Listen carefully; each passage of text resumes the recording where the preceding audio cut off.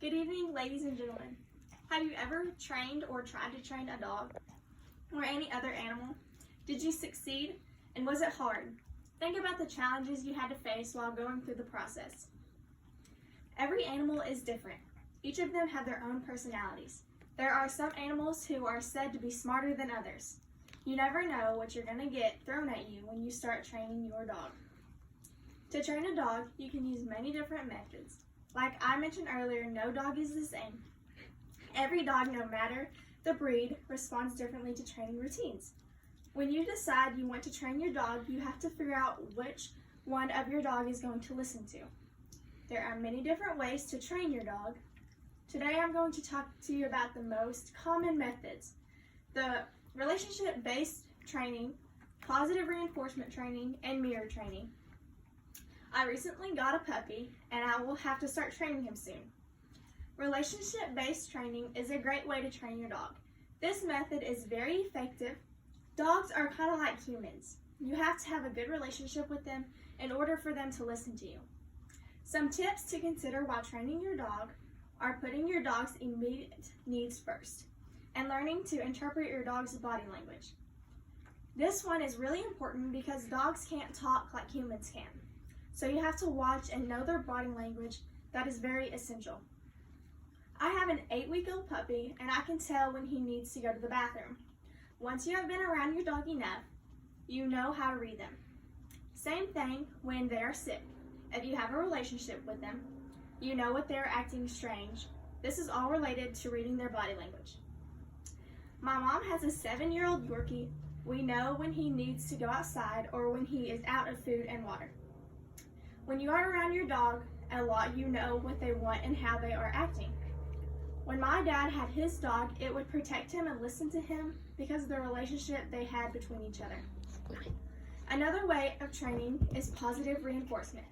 I think this one is part of a building relationship with your dog.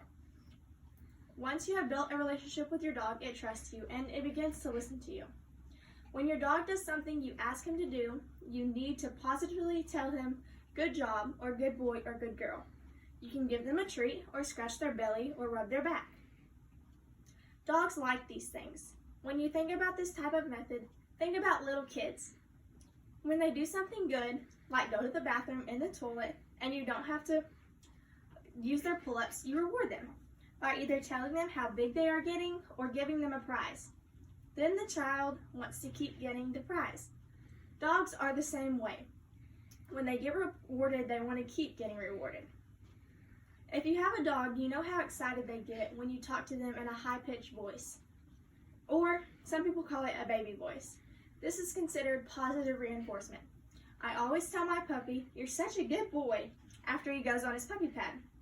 Once I tell him that, he wags his little tail, which is part of his body language, letting me know he is happy. And then I pet him, and I tell him, "Good job, Bandit." Some dogs will react better to mirror training method. This is when you do something several times until your dog picks up on it and does it too. For example, if you set a water bottle up in front of your dog and keep knocking it down until he realizes you want him to knock it down too, when he knocks it down, you give him positive reinforcement. Another way of mirror training can work as if you have another dog and that is already trained and you do something and you want your little dog to repeat it. Whatever it is you want to teach your dog, you're trying to train until he catches on.